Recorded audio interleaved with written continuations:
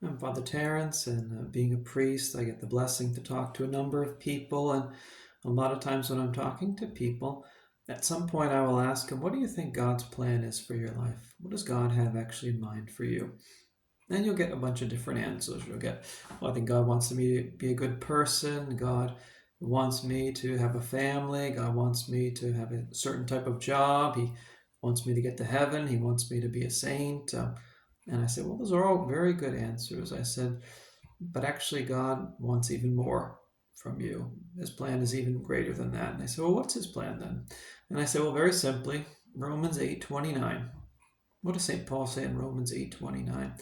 He says that God has predestined you to be conformed to the image of his Son. So what's God's plan for you? It's before time began, even before you were born, before time began, God's plan was to make you as much like Jesus as possible. And then I ask people, do you think that that's kind of a low goal, or do you think that's like a medium goal, or is that kind of a high goal? And they say, well, it's a pretty high goal. And I said, it is a high goal. You know why God has such a high goal for you? Because he thinks very highly of you. He wants you to be like his Son. I don't even think that he could have a higher goal for us than to want us to be like his Son. So we are called in life to reproduce in miniature as much as possible the life of Jesus. What a beautiful thing. If we begin to aim at that target, we are aiming at God's target in life.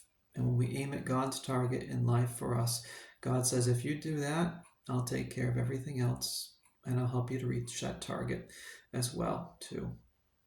So let's encourage each other to really aim high in the spiritual life, to aim at God's target for us, which is to become as much like Jesus as possible in our thoughts, our words, our deeds, our choices, in everything, to aim at becoming Christ-like. With the help of Our Lady, we will get there. We will do it.